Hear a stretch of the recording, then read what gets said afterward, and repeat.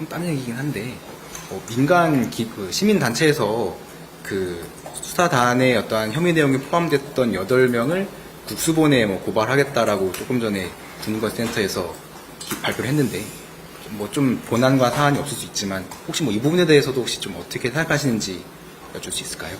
저는 본질에 충실했으면 좋겠습니다.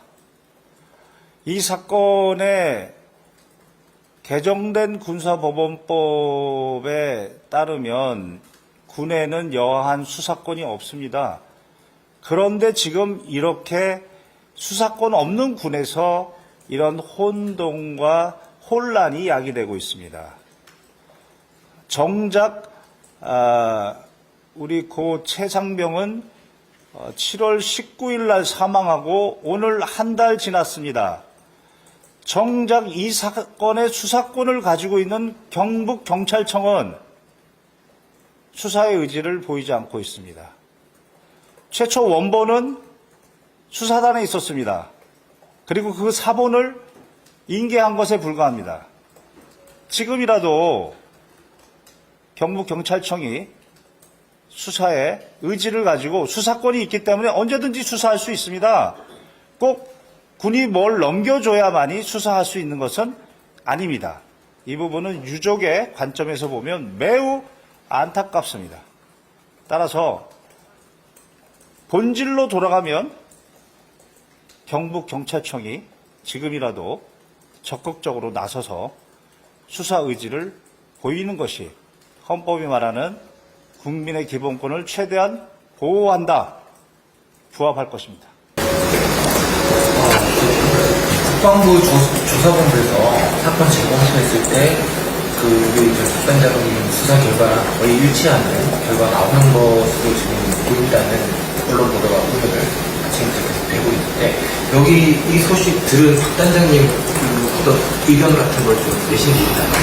자기 수사 결과 같이 논의했던 의견은 일단은 그 부분에 대해서 정확히는 잘 모릅니다만은 저도 언론을 통해서 들어보면 수사단장은 그 관계자를 8명으로 범위를 보았는데 국방부 조사본부는 거기서 중위와 부사관 이렇게 두 분을 빼는 것으로 일단 알고 있습니다. 그것을 전제로 말씀을 드리면 국방부 대변인을 통해서 분명히 인과관계 문제라고 했습니다. 그 다음에 수사에 영향을 미칠 이라고 두 가지를 얘기했습니다. 국방부 장관의 서명이 있는 보고서를 보면 그 2명이 포함된 3명은 어떠한 사실관계도 적시되어 있지 않습니다. 인과관계라는 것은 이 사실과 저 사실이 적시되어 있을 때 인과관계를 판단할 수 있는 것입니다. 따라서 인과관계를 운운하는 것 자체가 성립되지도 않고 단지 현장 관리 소홀 정도 이렇게 적혀 있습니다. 그것은 수사권을 가지고 있는 경북경찰청에서 사실관계도 확인하고 인과관계도 확인하고 그렇게 수사하라는 의미입니다. 그리고 기본적으로 사망사건이 발생했고 현장에 있었던 간부들이면 기본적으로 현장에 있는 간부들은 수사 대상입니다. 거기서 혐의가 없는 사람은 없는 거고요. 그리고 그 현장에 있는 사람들이 책임이 있으면 그 사람한테 지시한 사람은 또 어떤 책임이 있는가 이렇게 순차적으로 법적 검토를 해야 됩니다. 그런데 우리 군에서 현장에 있는 사람을 뺀다고요? 법적으로는 의문입니다.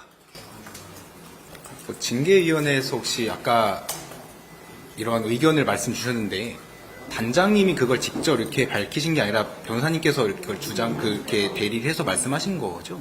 그러니까 혹시 이 징계위원회 자리에서 따로 단장님이 어떤 발언을 하시거나 뭐 이런 의견을 밝히신 건 없었는지 궁금합니다. 처음에는 제가 왜냐하면 이 사건 징계의 2가지 행위를 모두 인정하기 때문에 별도로 특별히 대답할 것이 없다고 생각했습니다.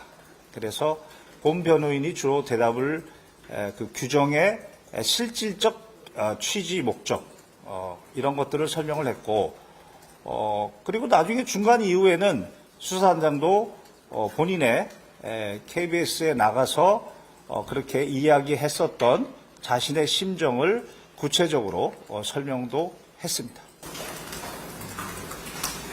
어떻게 설명을 하셨는지까지는 말씀이 좀 부족실까요? 그 부분은 좀, 제가 좀 옮기기가 좀. 징계위 결과는 언제쯤 나온다고?